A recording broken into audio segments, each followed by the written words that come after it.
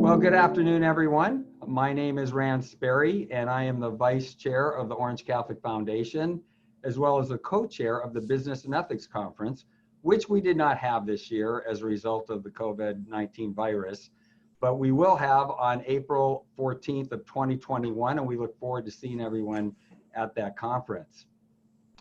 My business is commercial real estate. We own and operate about 11 million feet across the country. And I have with me Randy Redwitz, CPA, and he has a CPA firm called Redwitz and Company with over 140 employees and several different holding companies.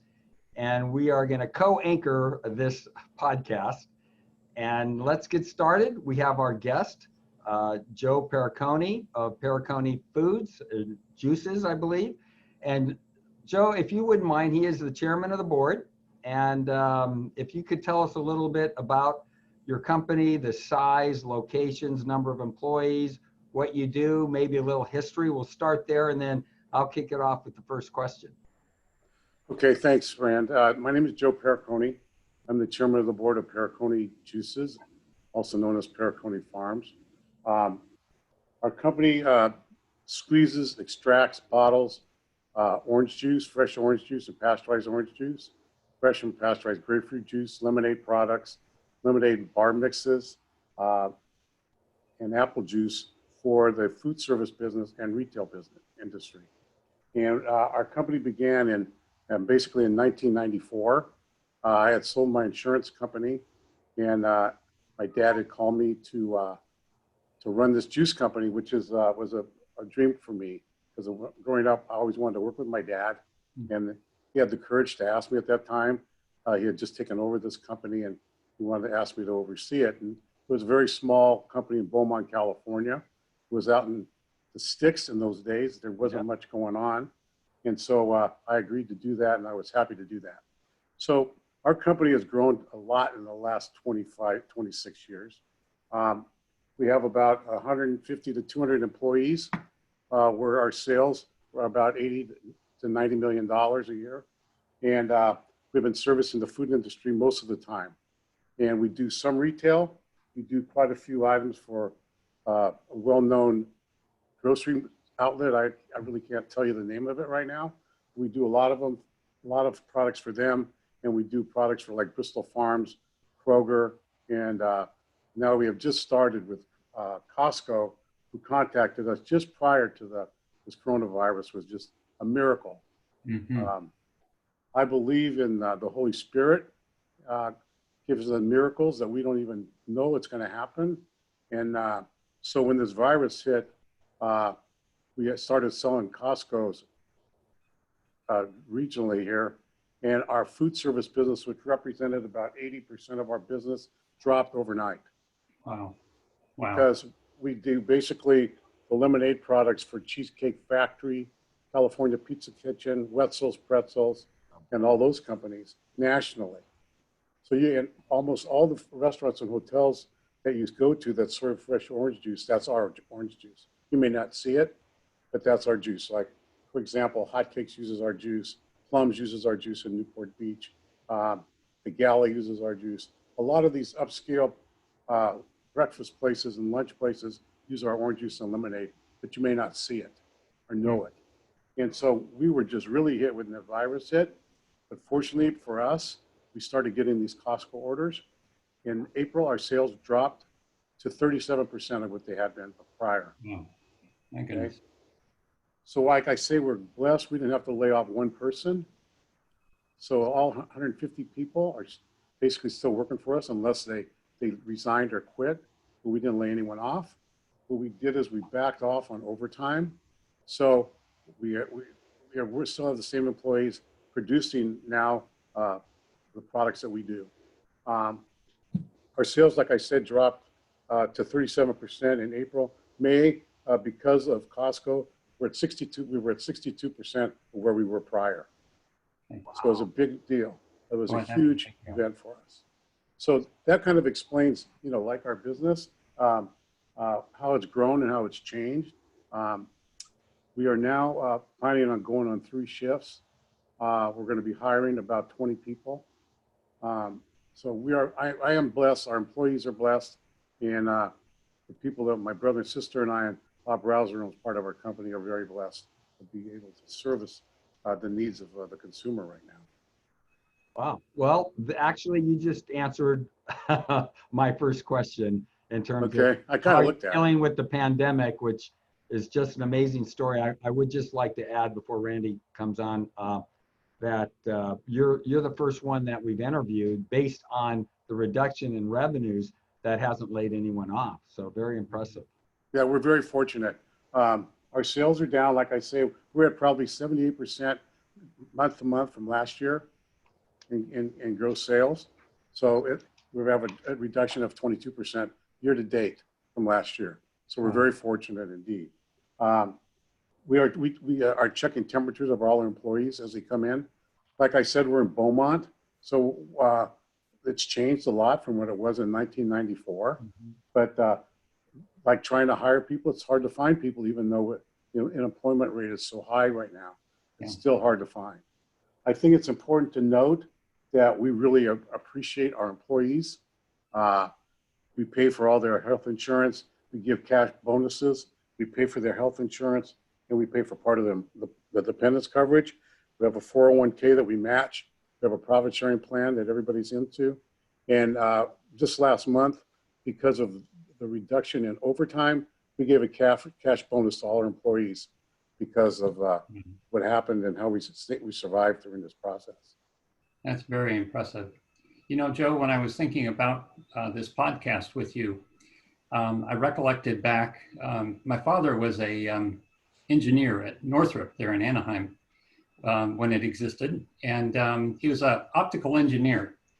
And so he was designing range finding systems for missile devices. But as a constant hobbyist and inventist, he was trying to invent an optical picking machine for the orange industry. And and when I looked at some of your promotional material, I saw the individuals still on the ladders up in the trees. Right. And that reminded me that I don't know how far that's gone or whether it's any value or not today. Well, it probably is a value. One of the hard things is finding pickers, Yeah. to be very frank with you. So we're part of the H2N program where we bring in people from Mexico. We own a lot of farms. We own about 10,000 acres of orange and citrus. In Arizona and California, my dad was a huge grower. So my brother and sister and I still are large growers. Right. And so we're a Sunkist grower. And so we sell a lot of our products to Sunkist. And we have a carve out for part of the citrus products that we need. And we also are larger avocado growers. So it's hard finding pickers. So it's great. This H2N program is a great program. And it's saved us basically because it's hard to find those kind of people today. So that's very interesting, Andy. But it doesn't sound like you had too much choice to, like in my business or Rand's business, we could send people home and keep them working reasonably well. But I wouldn't suspect that you had much opportunity to do that. So how did the employees come in? Did you shut the plant down? How did you manage the employees during this time? That's a good question. That's a good question. We have a few employees, very few, that work out at our homes. I mean, like the accounts receivable department, they've been staying at home. One of the girls one of them has to take care of their young son, so she doesn't come in. The other one comes in periodically. And their offices are in Newport. We have an office in Newport Beach too, of about 10 people. But some of those people were working out of the house. Our salespeople were working out of their homes. And in Beaumont, the accounting person basically was staying home to help take care of their child. But in manufacturing, everybody was showing up. It's interesting to note that we had a production meeting this morning. And so the HR manager was talking about call off. So many people called off not to come to work. And she said that 21 people called off in the last week. And so I said, how is that compared to normal before the virus? Right. She says, it's about the same. Yeah. My goodness. Wow. Yeah, it's about the same. So it's interesting. That's interesting. That number is basically the same.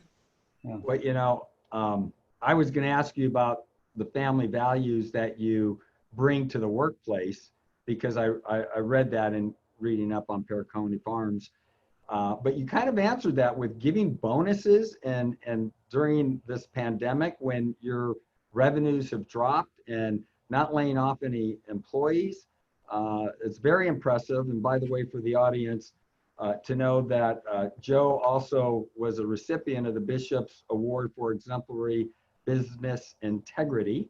It's a long one, a few years back. And as Joe and Karen are very generous to Queen of Angels, they're also on the Christ Cathedral Guild, which means they've donated funds to the new cathedral that we have here in the diocese.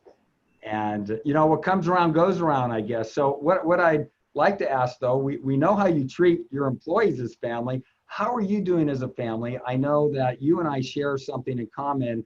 I don't know if you recall this, but you have 6 children, and so do I. Mhm. So Randy only has 5, so he I'm doesn't That's- count. He's a lightweight. So isn't that amazing? Let's see, 12, there's 17 kids between the 3 of us. That's incredible. And 1 wife, so, you know, each. And one way. So how have you been dealing with this as a family? Are you able to see each other, or are you FaceTiming? Because I know you got We grandchildren. see some of them. We have 20 grandchildren. Wow.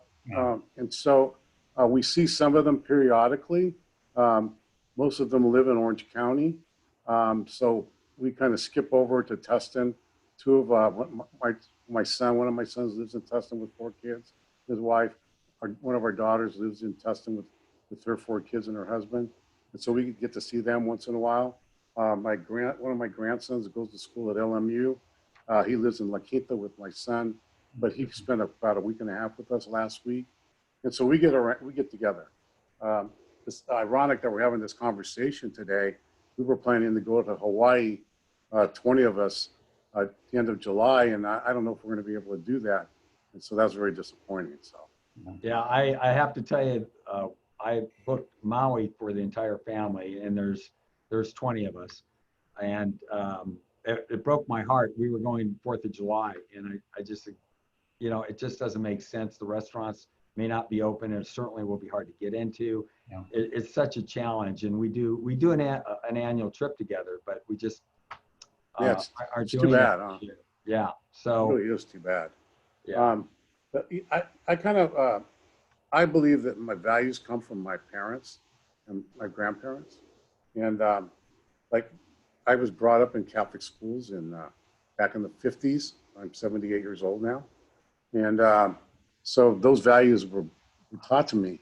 And so last year during that award ceremony at the Irvine Hotel, I was very touched by all these young kids going to Catholic schools. And it's so important that we continue these values with these young people, because as we can see, it's really not prevalent in our society today.